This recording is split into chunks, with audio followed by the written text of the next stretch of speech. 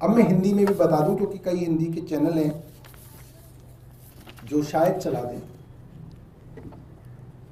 श्री गोपाल राय, माननीय पर्यावरण वन मंत्री, दिल्ली सरकार ने 30/8/2024, 10/10/2024, 23/10/2024 और 19/11/2024 के डीओ पत्र में इस मंत्रालय में प्राप्त हुए, जिसमें सर्दियों के महीने में दिल्ली की में वायु गुणवत्ता सुधारने के लिए क्लाउड सीडिंग को आपातकालीन उपाय के रूप में विचार करने का अनुरोध किया गया था।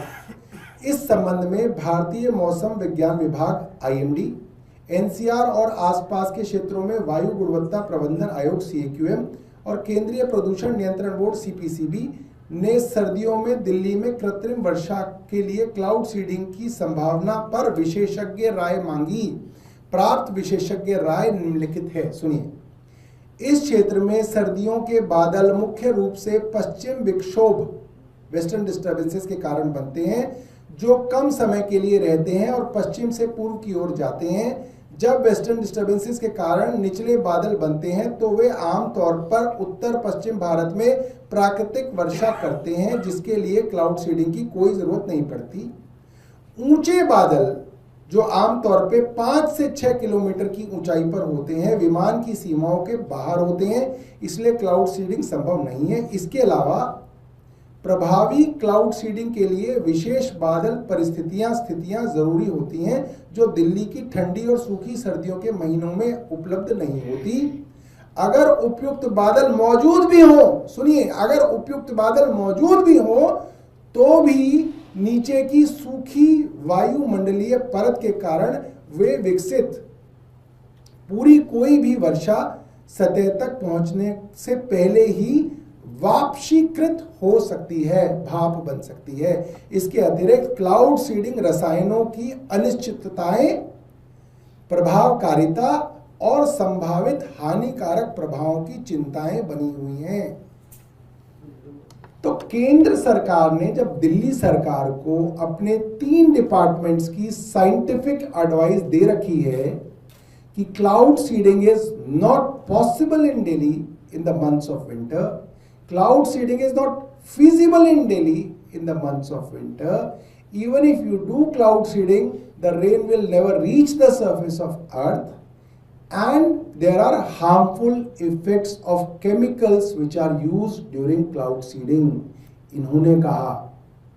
तो मेरा रेखा गुप्ता जी से सवाल ये है और इन तीनों संस्थाओं से सवाल है, CPCB से, CAQM से, IMD से, कि आपने जब ये एक्सपर्ट साइंटिफिक ओपिनियन दी है तो किस बिना पर सरकार ने करोड़ों रुपए का ये सर्कस खड़ा किया?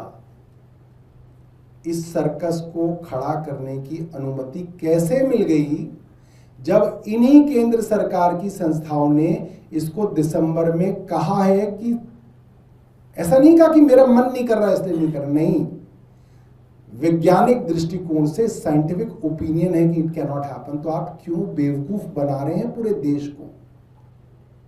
क्या जरूरत है आपको इस तरह से मूर्ख बनाने की? सुबह कहते हैं आप बारिश होगी, फिर कहते हैं विमान वहां से चढ़ गया, मैप बन रहे हैं, ग्राफ बन रहा है, लोग टीवी के ऊपर जो है धुआं उड़ा रहे हैं, बादल उड़ा रहे हैं कि साहब वहां से उड़ गया and now we will do it. ये क्या ड्रामेबाजी है और ये क्यों हो रही है ड्रामेबाजी?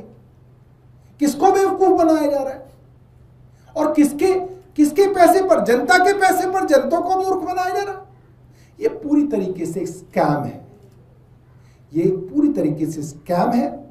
और मैं चाहूंगा रेखा गुप्ता जी जवाब दें कि जब साइंटिफिक ओपिनियन है कि आपकी ये आर्टिफिशियल रेन हो ही नहीं सकती है दिल्ली में, तो आपने कैसे दिल्ली के टैक्स पेयर का पैसा इसमें बर्बाद किया? आपको जवाब देना पड़ेगा। ये नौटंकी सर्कस जो है आप अपने पैसे पे कीजिए या भारतीय जनता पार्टी के पैसे पे कीजिए, ये नौटंकी सर्कस को फंड करने का काम दिल्ली की जनता का नहीं है। रेखा गुप्ता जी सुन लें कान खोल के, दिल्ली की जनता के पैसे की एक एक पाई का हिसाब हम पूछेंगे। हमें मालूम है सीबीआई मुकदमा नहीं करेगी आप पे, एसीबी मुकदमा नहीं करेगी, ईडी आपके घर नहीं जाएगी, मगर हम जनता के तौर पे आपसे सवाल पूछेंगे। बहुत बहुत धन्यवाद।